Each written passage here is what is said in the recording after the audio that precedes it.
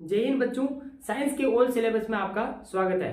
दोस्तों, हम जो हमारा जो चैप्टर सेकंड पढ़ रहे थे उसके आगे अपने चैप्टर को कंप्लीट करते हैं। पिछले हमने 2 वीडियो बनाए, उनके अंदर हमने बहुत अच्छे तरीके से हमने समझा था कि क्या होते हैं एसिड और बेस, और उसके बाद हमने पढ़ा था क्या होते हैं, कैसे ये रासायनिक अभिक्रियाएं करते हैं या केमिकल फॉर्मेशन, किस प्रकार से इनका अम्ल, क्षार और लवण जो होते हैं किस प्रकार से किस किस के साथ में रिएक्शन करते हैं। उसके बाद में एक छोटा सा वीडियो बनाया था, उसके अंदर हमने देखा था कि किस प्रकार से ये आयनों में विभक्त हो जाते हैं और ये आयनों के कारण ये विद्युत धारा को प्रभावित करते हैं। आज के इस लेक्चर में हम पढ़ेंगे जो एसिड और जो बेस है यानी अम्ल और जो क्षार है उनकी प्रबलता। कैसे पता चलेगा कि कौन ज्यादा प्रबल है? एक तो होता है दमदार। देखो, हमने गांव में भी जैसे कि ऐसा होता है कि एक तो पावरफुल व्यक्ति है, एक थोड़ा कमजोर व्यक्ति है, तो सीधी सी बात ये समझ में आ गई कि हमारे जो गांव में या फिर किसी के भी पास पैसे ज्यादा होते हैं तो वो गांव में प्रबल या फिर अच्छा पावरफुल माना जाता है। तो वो इनकी प्रॉपर्टी है। एसिड की प्रॉपर्टी H+ निकालना, तो H+ इसके पास जितने ज्यादा होंगे वो प्रबल अम्ल होगा। और OH क्षारक की प्रॉपर्टी है OH- निकालना, जिसके पास OH- ज्यादा होंगे वो ज्यादा प्रबल होगा। तो यहाँ सर इनकी प्रबलता तो यहाँ पर अपने को पता चल गई किस प्रकार से कौन ज्यादा प्रबल होगा और कैसे ज्यादा प्रबल होगा। तो बात करते हैं इसकी प्रबलता की ज्ञात करने के लिए हमें कैसे पता, एसिड भी है, बेस भी है, खट्टा भी है, कोई कड़वा भी है, पर ये नहीं पता कि कौन प्रबल है।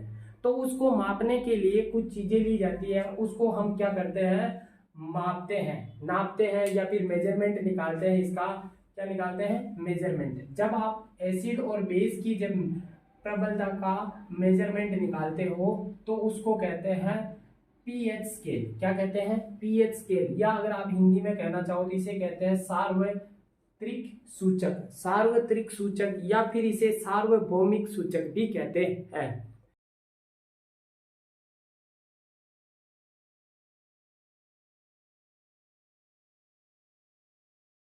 ये एक तो होता एसिड, एक होता बेस और एक साल्ट। तो इन तीनों चीजों को मापने के लिए एक स्केल का उपयोग किया जाता है और उस स्केल को कहते हैं सार्वत्रिक सूचक या फिर पीएच स्केल। अब वो कैसा दिखाई देता है? तो ये इस प्रकार से होता है पीएच स्केल। तो इस पीएच स्केल में क्या होता है, 0 से लेकर लगातार आगे से आगे क्या लगी होती है, काउंटिंग यानी संख्या लगी हुई होती है।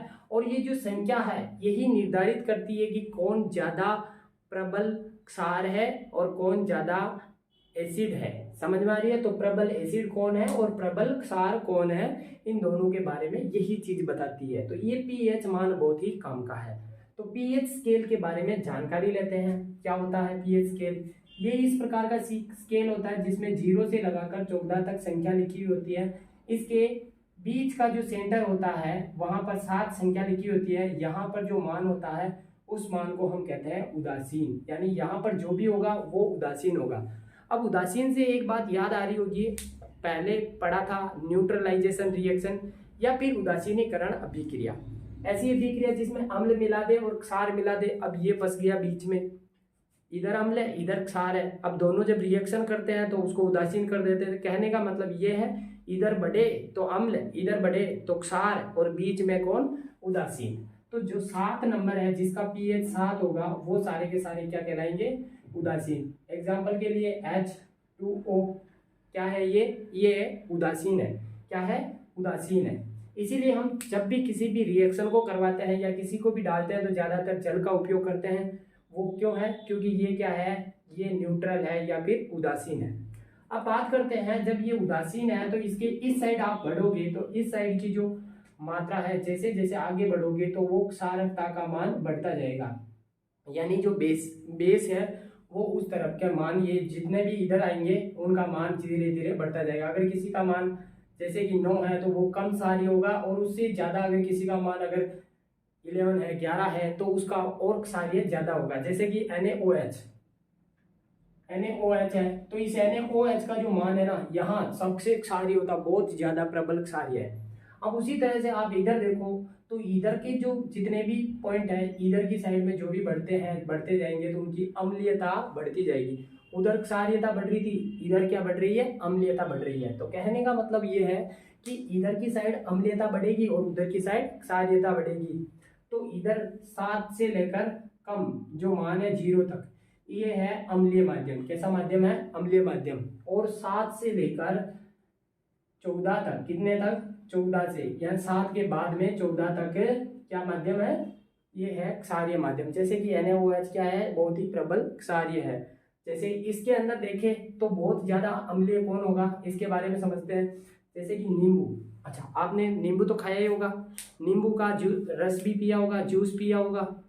तो जब आप नींबू का जूस पीते हो तो आप क्या पूरे के पूरे नींबू को डालकर उसी जूस को पी जाते हो? उसके अंदर मिलाते हैं भैया पानी। कैसे क्या मिलाते हैं? पानी मिलाते हैं। अब पानी क्यों मिलाया?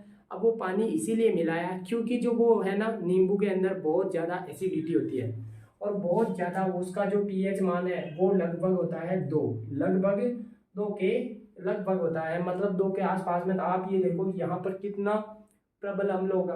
तो वो जो उसकी वजह से अगर आपने ऐसा का ऐसा ही नींबू खा लिया तो हो सकता है कि आप एक गिलास भरना नींबू के बिल्कुल जूस की प्योर नींबू लेना और उसको पी लेना। आपको क्या होगा? आप पूरा नहीं पी सकते हो क्योंकि वो बहुत ही ज़्यादा एसिड है। इसके साथ साथ जठर रस, ये हमारे आंत के अंदर पाया जाता है। जठर रस, इसका pH मान 1.2 होता है। अब देखो, अमाशय के अंदर जो हमारा अम्ल पाया जाता है HCl, कभी कभी आपने सुना होगा कि जब उल्टी होती है, वोमिटिंग होती है, तब आपको जो उल्टी होती है तब वो अंदर से जो उल्टी आती है बाहर आती है, तो कभी कभी आपके मुंह में छाले हो जाते हैं। क्यों होते हैं? क्योंकि अंदर आपके पाया जाता है एसिड, और वो जो एसिड है भोजन के साथ में मुंह पे आ जाता है और मुंह पे आने की वजह से हमारे जो छाले वगैरह हो जाते हैं। इसीलिए कभी भी वोमिटिंग होती है तो घर वाले कहते हैं कि थोड़ा पानी ले मुंह पे और अच्छे से मुंह को धो ले। इसीलिए बोलते हैं क्योंकि वहां पर अगर मान लो कि मुंह के अंदर एसिड रह गया तो हमारा जो मुंह है ना, मुंह के अंदर क्या हो जाएंगे? छाले हो जाएंगे। तो इसको बचाने के लिए, एसिड से बचाने के लिए हम क्या करते हैं? मुंह को अपना साफ करते हैं।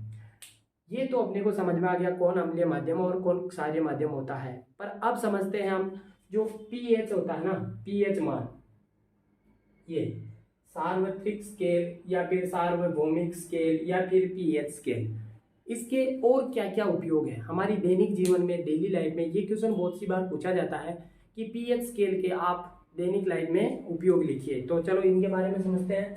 पहला उपयोग है, शरीर का pH मान 7 से 7.8 होता है। देखो, शरीर का जो pH मान है ना, ये 7 से 7.8 के बीच में होता है। अगर मान लो कि इससे ज़्यादा ऊपर हो गया या फिर नीचे हो गया ना, तो फिर आपको क्या होगा? या तो आपको बीमार पड़ जाओगे, या फिर आपके एसिडिटी हो जाएगी, या फिर आपको क्षारीयता में चला गया तो फिर और समस्या हो जाएगी। क्योंकि ये क्या होता है, देखो, उदासीन के बाद में है, यानी क्षारीय, हमारा जो शरीर है उसका जो pH मान है वो एक क्षारीय माध्यम होता है। क्वेश्चन ये भी पूछा जाता है, हमारा जो शरीर है वो किस माध्यम में होता है? तो होता हमारा शरीर कैसे माध्यम में होता?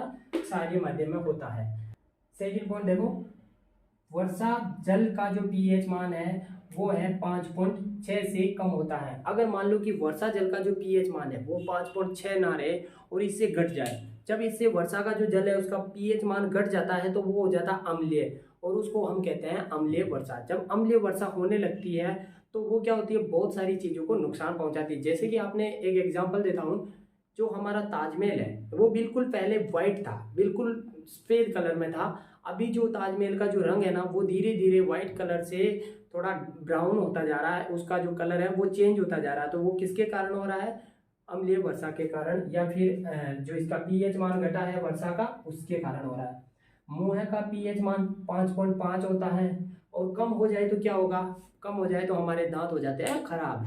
इसीलिए हमारे वर्षा जो मुंह का जो pH मान है उसको बनाए रखना चाहिए। इसीलिए बार बार हम जो कोलगेट करते हैं वो हमारे मुंह का pH मान को बनाए रखता है।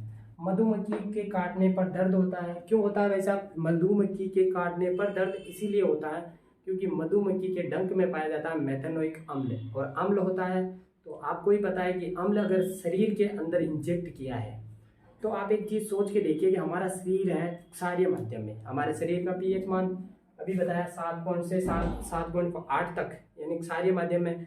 अब वो जो एसिड आया है हमारे शरीर के अंदर, एसिड प्रवेश किया तो वहाँ पर तो जलन होगी। अब वहाँ पे जलन जब होती है तो हम क्या करते हैं? कोलगेट वगैरह लगाते हैं या फिर साबुन वगैरह वहाँ घिसते हैं। क्यों? क्योंकि वो होते हैं क्षारीय माध्यम में, वापस उसको नॉर्मल करने के लिए हम ये चीज़ यूज करते हैं। तो मधुमक्खी के काटने पर हमें दर्द होता है क्योंकि इसके अंदर पाया जाता है मेथेनोइक अम्ल। और बात करते हैं, जो पेड़ पौधे होते हैं उनको उगने के लिए अलग अलग माध्यम चाहिए होता है। जैसे किसी को मतलब 5.5 से ऊपर चाहिए, किसी को 4 चाहिए। ऐसे पेड़ पौधों को उगने के लिए विशिष्ट अलग अलग प्रकार के जो मान होते हैं, पीएच मान होते हैं, उन पर उनको उगाया जाता है। तो अम्ल और एसिड की जो प्रबलता है उसको हम किस में नापते हैं और कैसे पता चलता है एसिड और अम्ल की जो प्रबलता है उसके बारे में, और पीएच स्केल के क्या क्या उपयोग हैं, इन सभी चीज़ों के बारे में आपके डाउट सारे क्लियर हो गए होंगे। वीडियो पसंद आया तो लाइक कीजिए और अपने दोस्तों के साथ जरूर शेयर कीजिए। मिलते हैं नेक्स्ट क्लास में, तब तक के लिए जय हिंद।